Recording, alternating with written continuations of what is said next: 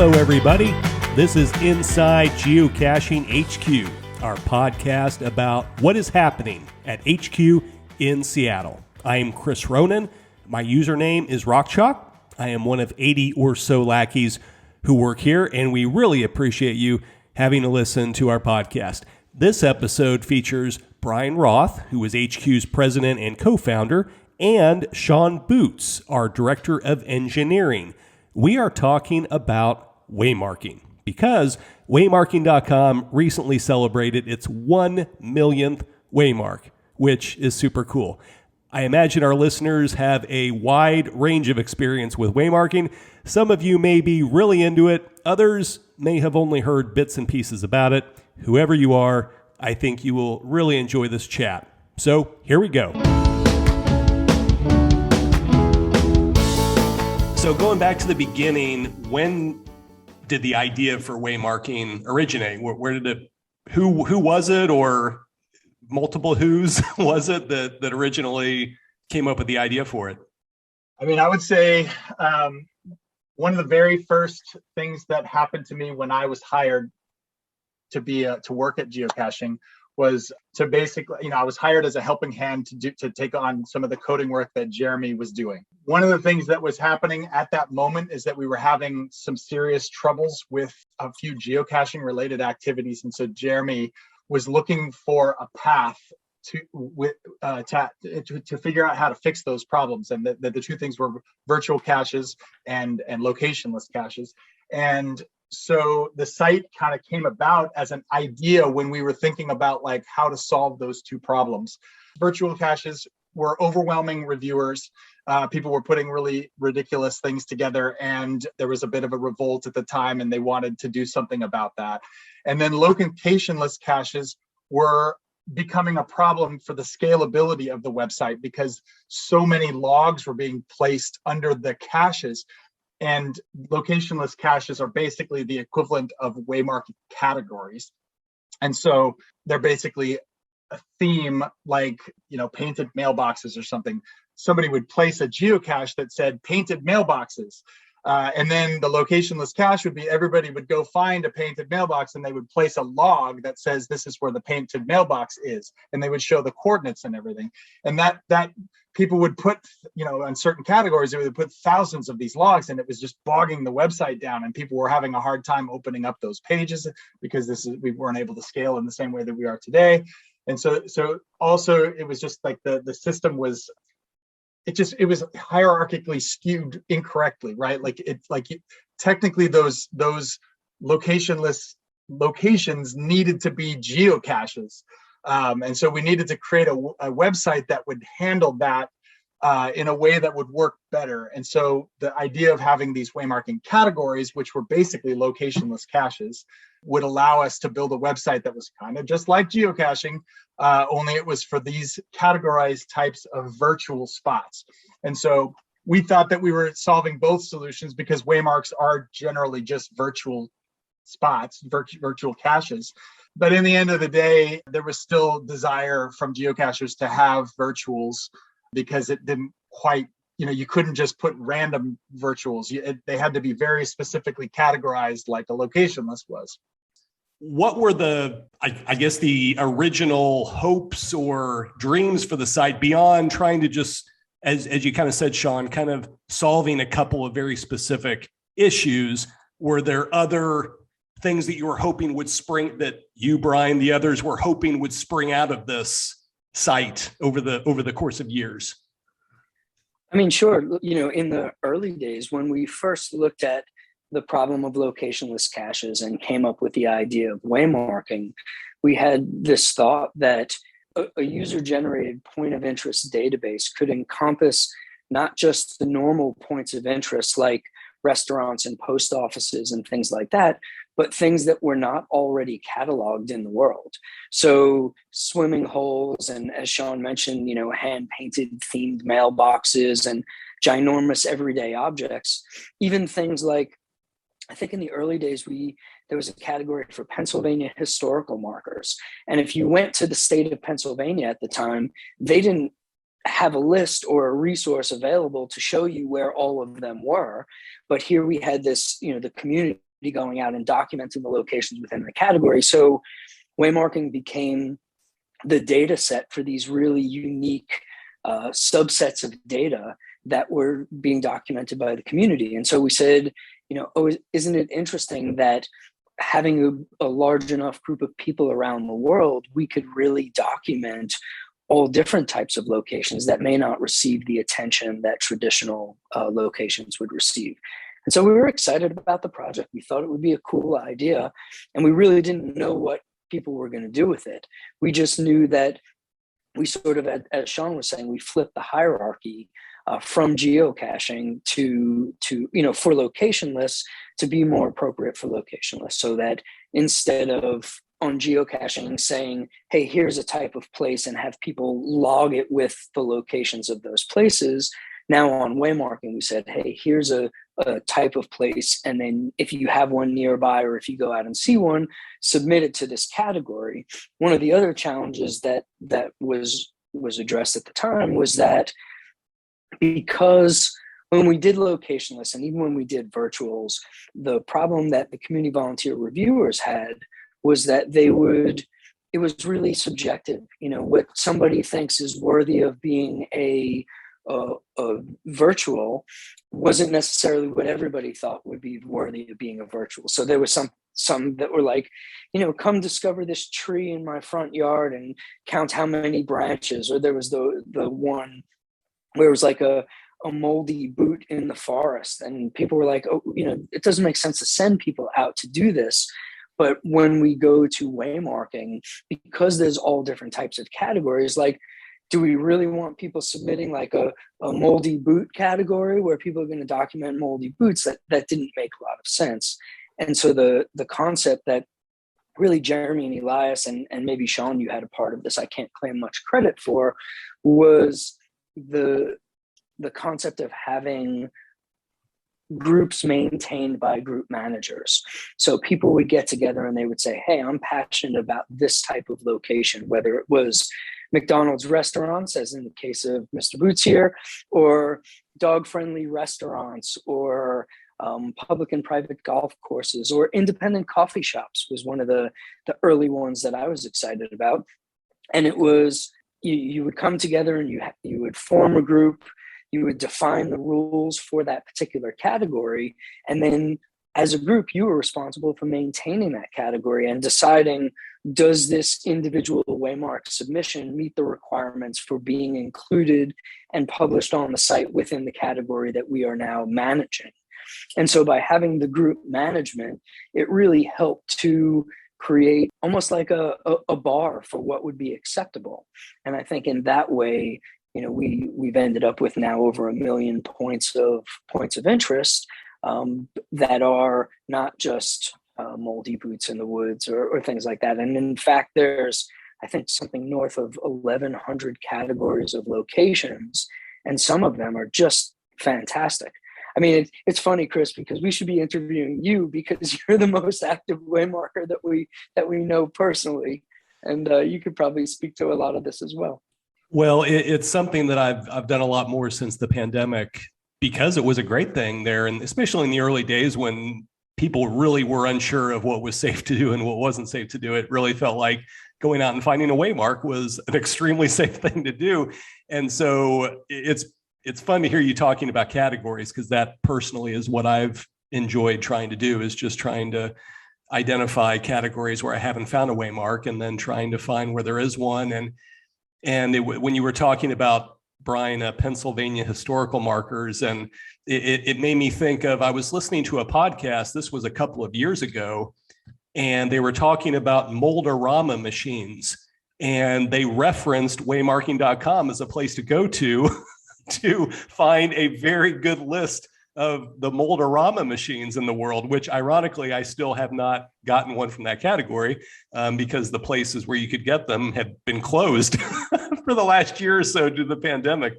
On that last note, one of the things that also happened that when it came to the aspirations for the site is that I think we discovered that technically geocaching itself is kind of like a geocache, like a waymarking category.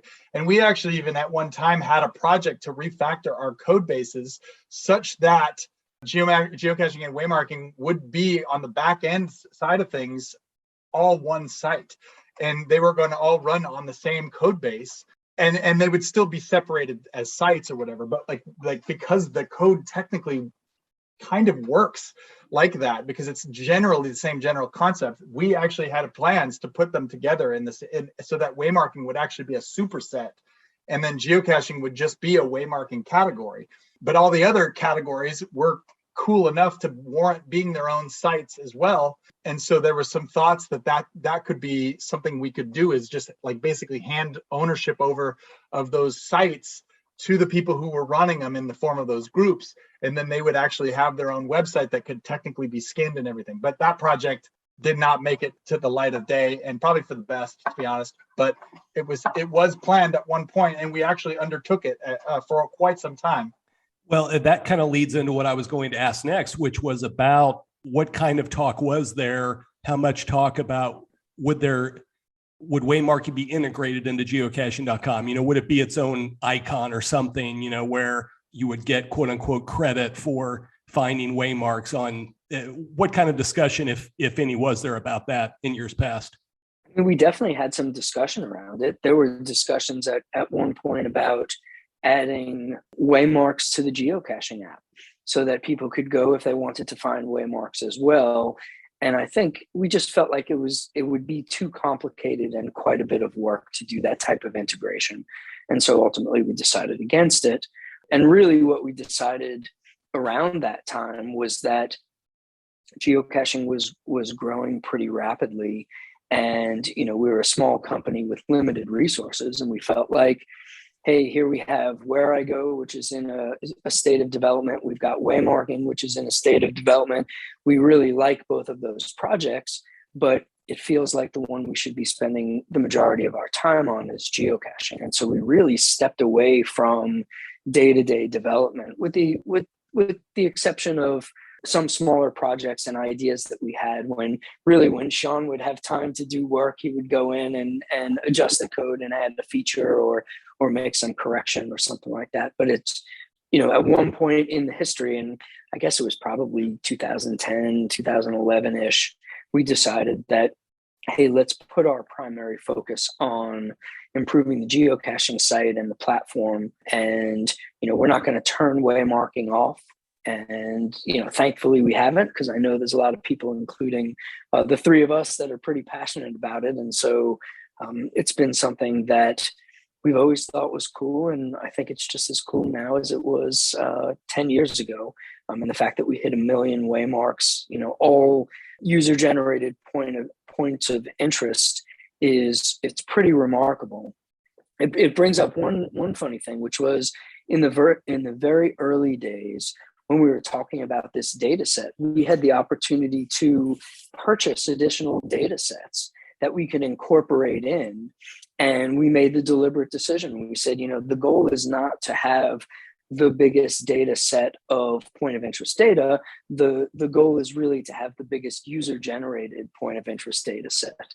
And so, when you look at that, all of the waymarks in the system, those were all created by an individual user or a team, submitted to the site, reviewed by group managers, and published because the people in charge of that group felt that it was worthy. And that's, for a cool project like that, I'm delighted that we made that decision so long ago, because I think it makes the site even more special. One other thought about putting waymarks onto geocaching is that I think that there was a time when we actually had regrets having not done that, because we believed at the time that if we had done it, it might have driven a lot more activity to the website, because obviously people cared so much about fines and everything. And I think that the fact that we didn't do that actually drove us into the decision of making geocache challenges be a stat that we did show on the website, which actually drove a lot of the activity with that site. But then ironically, that became something that we regretted also, because we wanted to get rid of it. But by having it be a fine count, it made it so difficult to pull that away, because we actually had to take something significant away from our users. So we decided that was so hindsight says the decision that we regretted initially was actually the right decision. most likely in terms of how it affected the game, but we didn't know that at the time. But it is, yeah, it's very funny how it all just kind of comes back. It's probably a good opportunity to remind our listeners that there's a sign on the wall of Jeremy's old office that says, "Let's make better mistakes tomorrow." And it's something that has been sort of a part of our culture for many, many years. And what's interesting is sometimes what feels like a mistake isn't exactly a mistake. And it takes a couple of years or more than that to get the right perspective to understand that, maybe that original decision wasn't so wrong after all. And it feels like maybe that's one of these cases. Yeah, I was going to say, you bring up geocache challenges. There's a lot of listeners that wouldn't know what those are. They might know what challenge caches are, but geocache challenges were a very different thing. And maybe we'll do a special episode someday about those. Or maybe we won't waste anybody's time. Or maybe we won't make the nightmares come back for the key players on that deal. But kind of going back to the beginning, Sean, what was the development process like for waymarking.com? Who all was involved? Was it mainly you, or were there other folks who were also involved with it there in the early days? In the beginning, it was an idea that we only, when I was hired, there were only, I think, 7 people in the office, including and actually Bryan was I think in 1 day a week at that time. But it was Jeremy's process was he was the sole coder for geocaching at that time. And I became the sole coder for waymarking. And so we had Coco, who's the mother of Signal. She was heavily involved with all the pixel art aspect of waymarking. That was sort of a decision that we all thought that pixel art was really cool, and that would be a really good way to go with that. And so she kind of had a passion for putting cool pixel art type things together for the site. Jeremy's brother Nate was working for the company at the time, and so he sort of played a bit of a product role where he and I passed a lot of ideas back and forth with one another, and just on a day-to-day basis we would just decide together on a thing that we would try, and we kind of just threw it in and just so it was really a bit haphazard, and it was sort of like whatever we could think of that would turn this thing into a cool thing was what we tried, and we just threw it in there. And yeah, so it was basically it was sort of, and Jeremy and Bryan would have ideas, and they would say, "Hey, we should try this," and I'd be like, "All right, I'll give me a month, I'll throw that together," and so things like the groups, which I think is probably the most complicated code on that website, all the functionality with the automated reviewing system that's in that code. Nate and I were pretty meticulous about how to put that together. We spent a lot of time figuring out what would be necessary and how that could be automated and how we would make that work. That was probably more of how it worked, was throwing ideas back and forth, and then I would just go in and code it up, and it would take however long it took. It was very just whenever you get it done, ship it kind of thing, and do your best to make it not buggy or whatever, which is as best as you can do with being a single person with no QA. We may have already said, but what year was this when this was all starting up?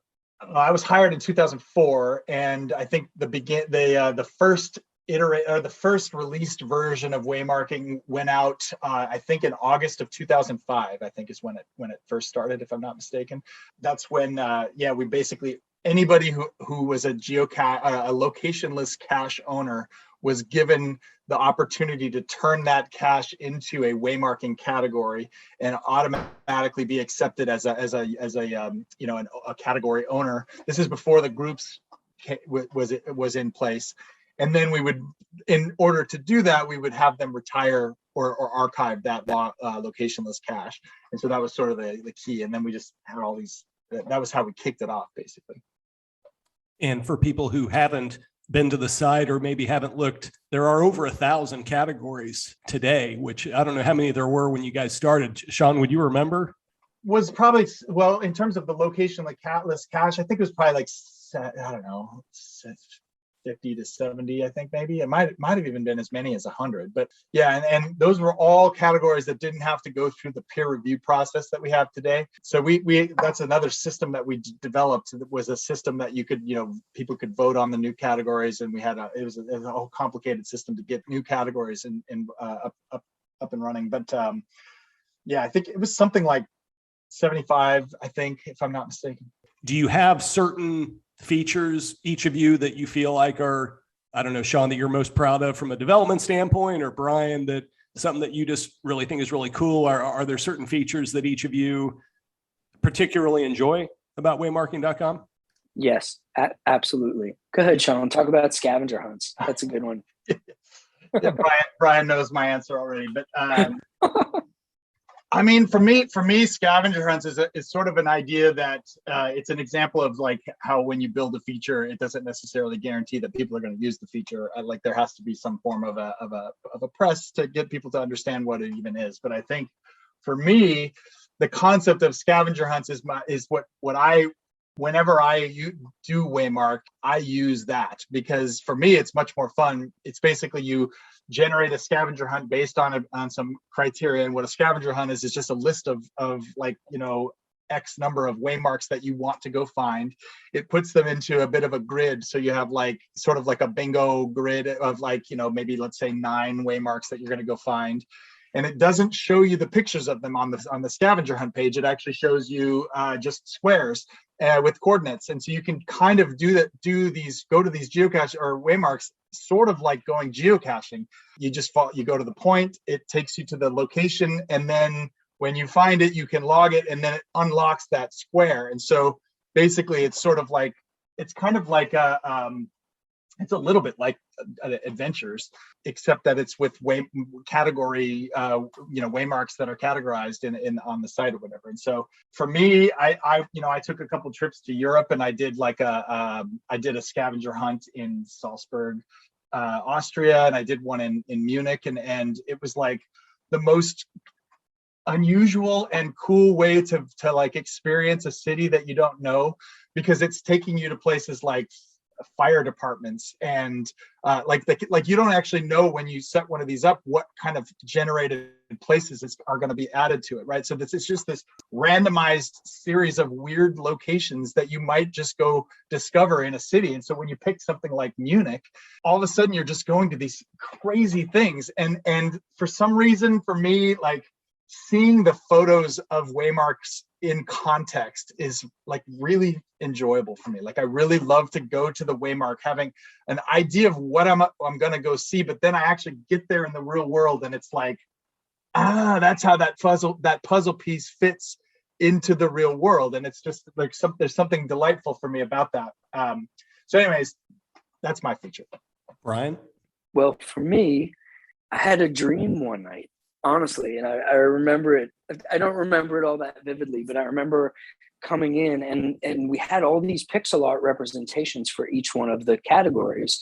And I woke up and I was thinking, like, wouldn't it be cool to have a grid view of all the available categories that you could get? And when you get one, it would fill in the pixel art for that category. And I remember it was like, oh, it's a grid. Like, we could just call it a grid or whatever. And I came into the office and I had some conversations, and I will say, and Sean can back me up on this, it was not a well-received idea. It really wasn't. And except that Sean liked it. And me and him talked about it, and he's like, hey, I think I can build this. And he put it together, and we put it on the site. And I know people used it. Like, people were really enjoying it, and people were playing games with it, like, fill a row or fill a column for bingo. And one of the really cool things that I still love about it is that when you go look at some of the more prolific waymarkers, like yourself, Chris, but like Bruce S., for example, you can really get a sense of just how active they were or they are with waymarking, because you can see all of the different pixel arts that are filled in on their grid. And it was just something that turned out to be cool. And it was a fun way to visualize everybody's individual progress, either in terms of submitting waymarks or finding waymarks, or just go look at another player and see how they've chosen to participate. It was just really cool. It's probably my favorite feature because it felt like I contributed something to the overall platform. But I know that I know people still like it.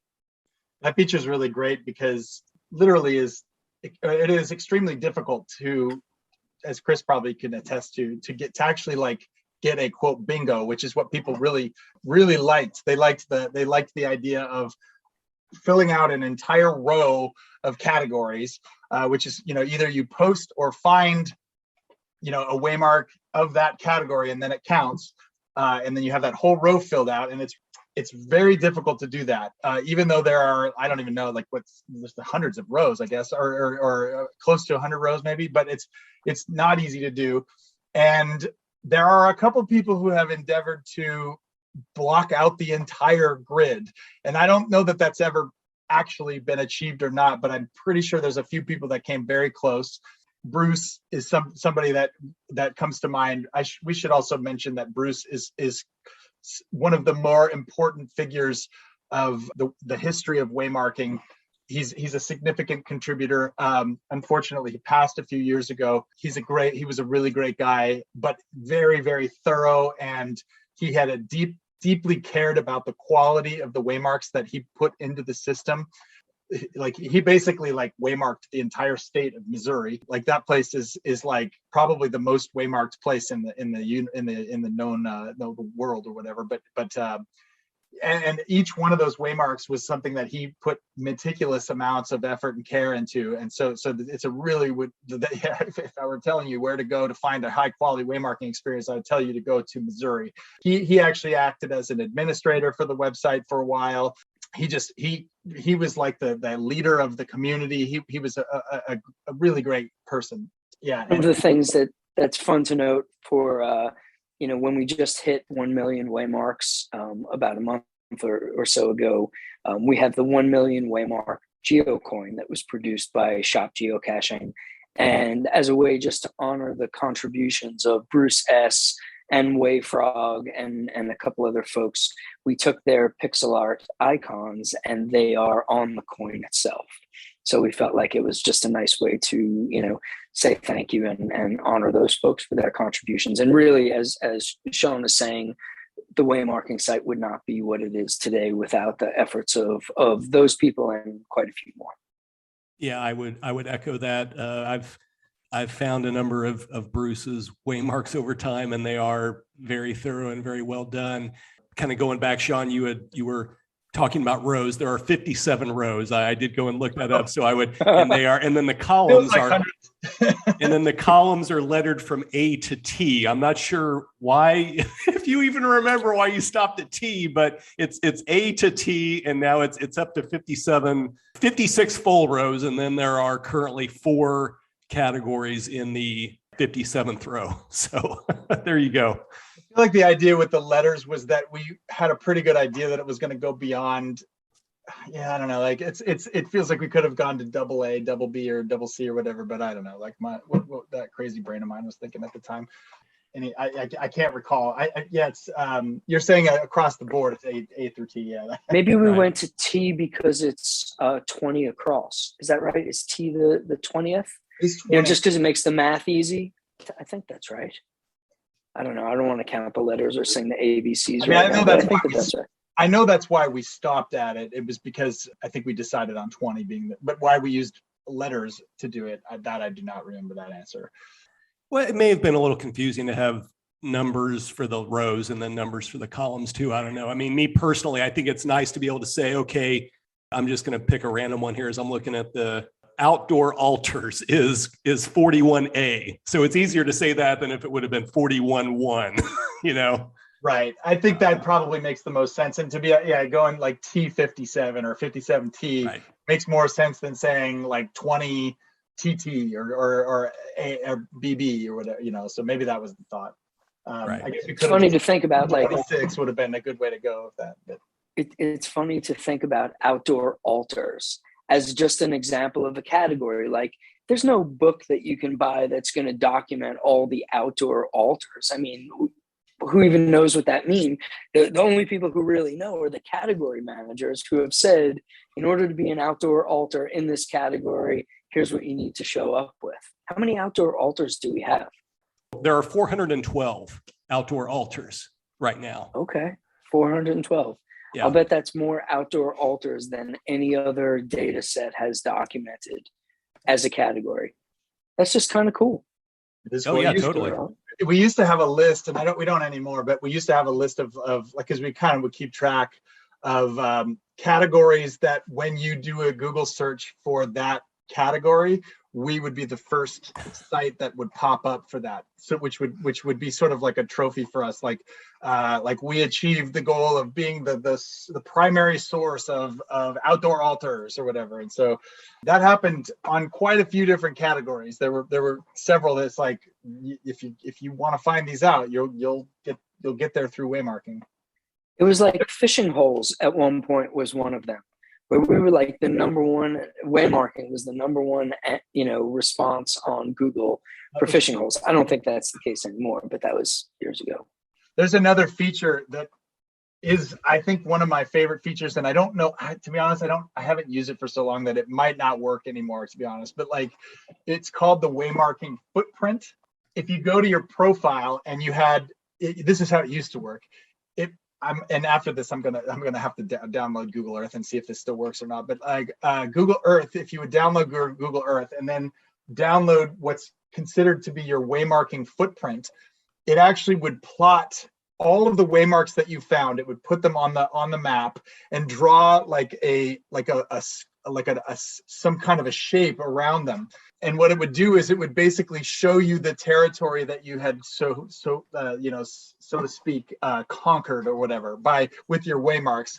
It would show you, and then it would also show you based on how many you had found. It would color that shape a certain way. So if you were to look at somebody like Bruce, who had seen waymarks all over the world or had posted all over the world and had covered in a vast amount of territory, he would have his whole world would just be like completely covered with a shape, whereas mine is much more focused on this area, Seattle, and then I had a couple other dotted locations where I found things. So my shape would be more like United States centered or whatever. And then, his would be like this bright red color because he found so many, but mine would only be maybe like kind of a darker green color or something. Anyhow, it was sort of like a way to you would see people who never left their city and only had waymarked, but they had thousands in their city. And so they would have these like small shapes, but they were bright red from having so anyways, I always thought that was super cool, and the reason I thought it was so cool is because of the math that I had to do to make it work.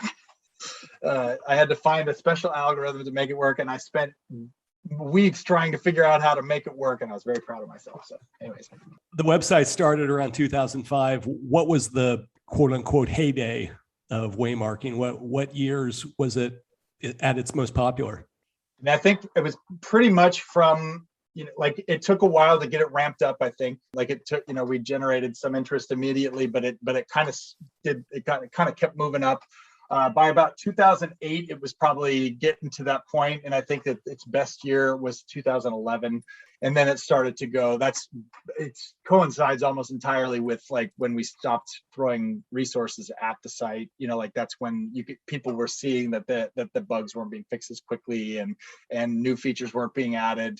And so it had a bit of a decline at that point. So it went down to, the 2018 was probably its like low point. And now, well, we should talk about Waymarkly, which is, I don't know, I'm assuming people know what Cachly is, but Cachly is an app that's a geocaching partner app, and creator of that app also created a waymarking app, which I think has driven a lot of interest back to the site again. And now we're all of a sudden seeing kind of a renaissance or whatever, like a rebirth, I guess, because there's quite a few users that have all of a sudden started like taking to this again. And honestly, this Waymarkly app is really the missing piece of what has always been missing from waymarking. Waymarking is super cool, but it's hard to use because it's a website. And so we're all using our phones.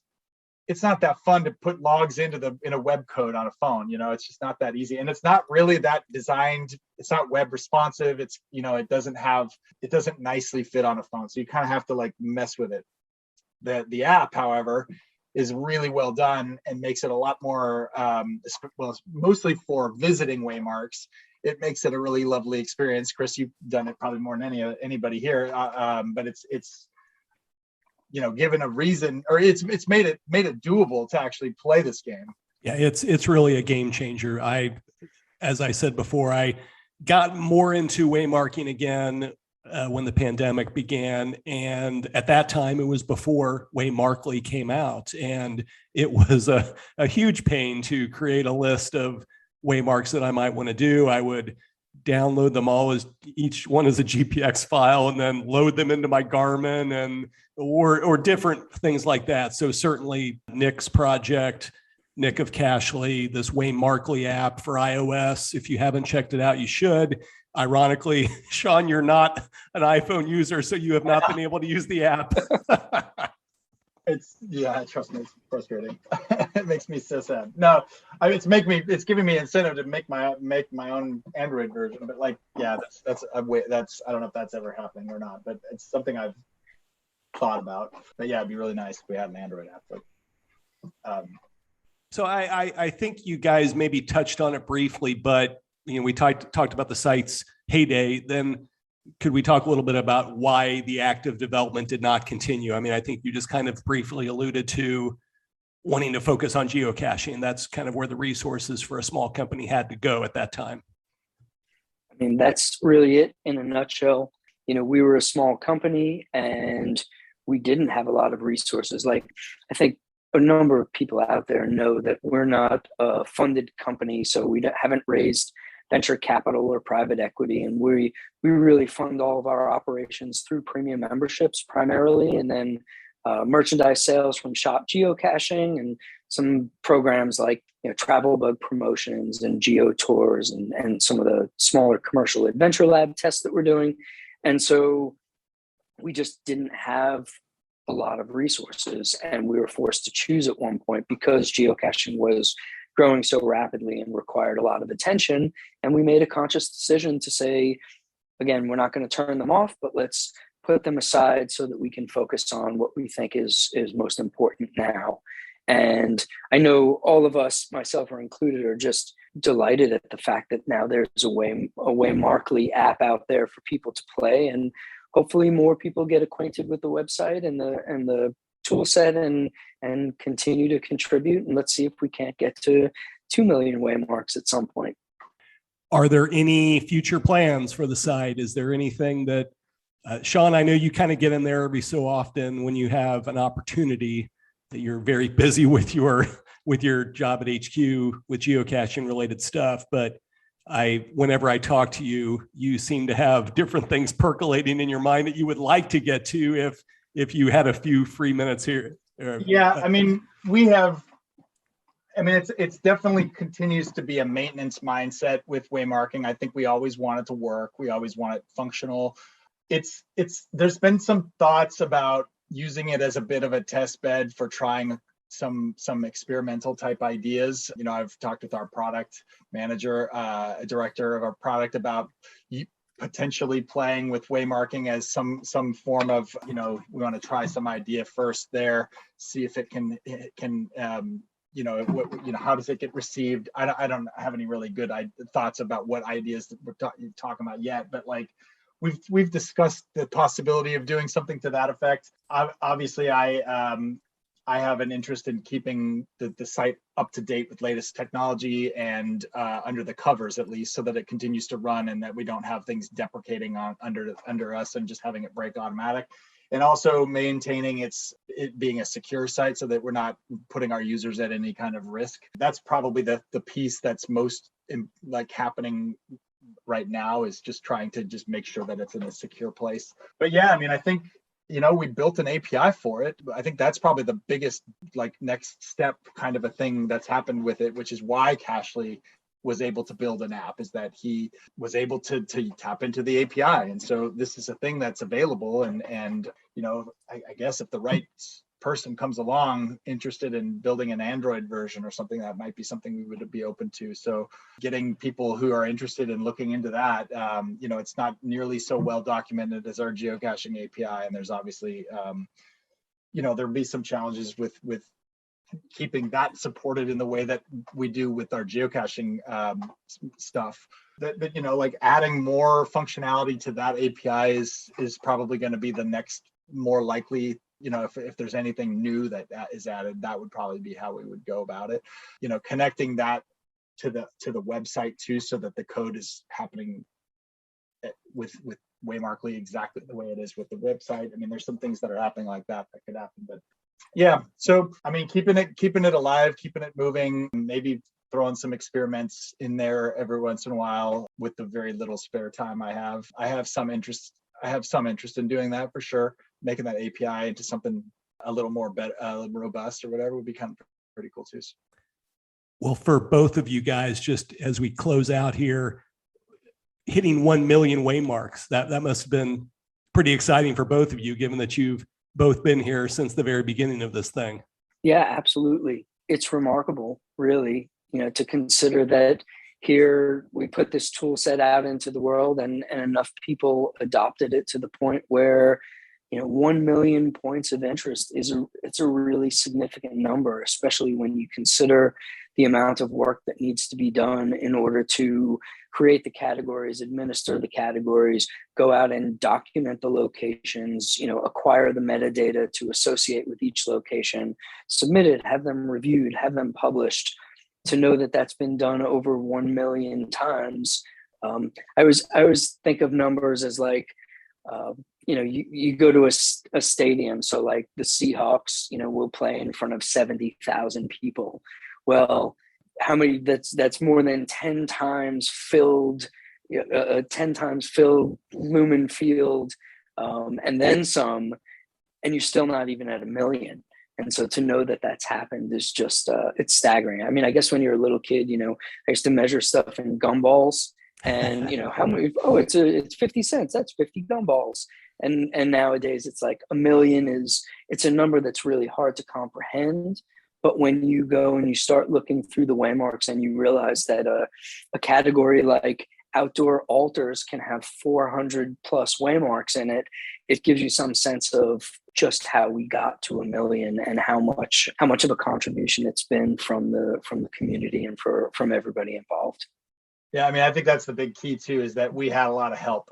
Starting with Bruce and Wayfrog, like the two administrators that we've had that have mostly taken over administration for this website over the past probably getting close to 10 more, maybe more years. Without that, I don't think this would be possible. So that's a huge important piece of this equation. But I will say that I take a little bit of personal pride in the fact that this website has been able to be largely functioning on its own in terms of maintaining groups of reviewers who are actually actively reviewing Waymarks as they come in. Like there's a huge number of people who are actually participating in keeping this thing alive. So the passion of this community, even though it's not a large community, it's pretty small, but they have a huge amount of passion and they're actively working to make this thing into what it is. And so for us to take credit for it is really wrong, I would say. I mean, it's more that we just kept it up. That's where we get to take credit, I guess. But it's really all about the people who love the site and who keep using it. And Bryan, you're a waymarking officer. I am. I have, since we started it, I think I'm currently an officer in 9 categories, but some of the original categories were started by me. So the independent coffee shops is one of them. I think dog-friendly hotels and dog-friendly restaurants are categories that I've been involved with, and a number of others. I'm looking painted hydrants. I always thought painted hydrants were cool, and it's just fantastic what people have done with fire hydrants, and so documenting those. I think you actually approved one that I submitted for a painted hydrant a couple years ago. I approved a dog-friendly restaurant earlier today.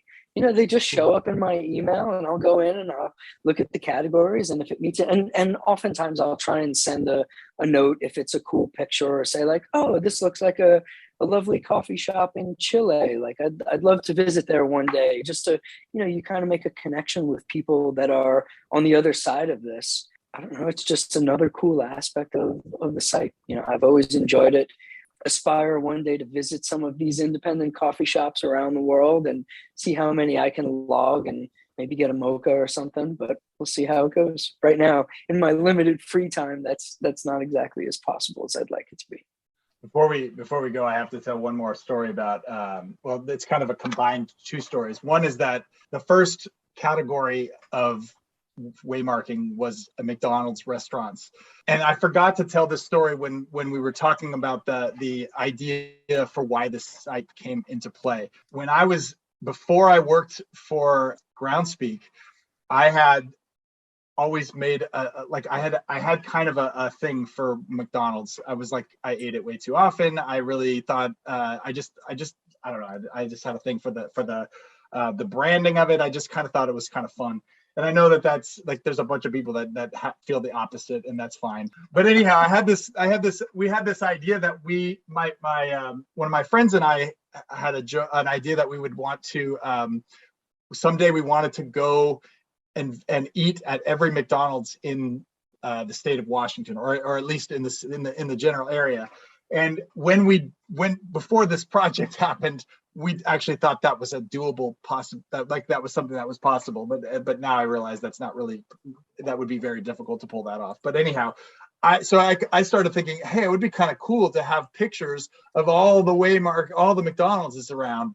And so I just had this sort of personal dream of like, and I never even put it together that this site that I was building would be the perfect tool for making this goal happen, until we started looking for content as a first round thing. And so McDonald's became the first category. And ironically, again, that was probably the wrong decision in terms of like making this into something that people wanted to do, turning it our very first waymarking category is a commercial like restaurant that is polarizing and whatnot. I think like waymarking in the early years was branded as like corporate, but like, McDonald's, it's all about McDonald's. People didn't understand how cool these things really were, because we pushed too much that it was also allowing corporate commercial type things as well. And I think that was probably, in hindsight, a mistake. But anyhow, Waymark number 1 is a McDonald's restaurant that is downtown in Seattle. And Bryan and myself, when we went to celebrate the millionth Waymark, decided to go to Waymark 1 as our place, as our celebration. And when we got there, we were shocked to find out that it had been turned into a Chase Bank. And so I had to sadly archive Waymark 1 on the same basically week that the waymarking hit its millionth Waymark or whatever. And so we actually had to find a different waymarking McDonald's to go to for lunch, but we had a very nice time. And what was funny about that was we went to this other McDonald's, and we were like, oh, we should make this into a Waymark. And Sean took pictures and we got everything ready. And then, we got back to the office later and figured out that it's already a Waymark, and it was marked by Jeremy. Wow. That's super cool. So yeah, we got to log a Waymark rather than post one, unfortunately. Exactly. Well, this has been great. I've really enjoyed hearing some of the history of this, and I'm sure people will also enjoy hearing it. Guys, thanks a lot. I really appreciate your time. Thanks, Chris. Thanks, everybody. Thank you so much. That was great. That was fun. That was Sean Boots, HQ's Director of Engineering, and Bryan Roth, our President and Co-founder. Go to waymarking.com and dive right into it. And if you're an iOS user, download the Waymarkly app and give it a try. You use the same login credentials on Waymarking as your geocaching account, so it is really easy to check it all out. Hey, if you have an idea for us to cover on the podcast, send an email to podcast@geocaching.com. I always love to hear from you. For Sean and Bryan, for myself and all the lackeys at HQ, happy caching and happy waymarking.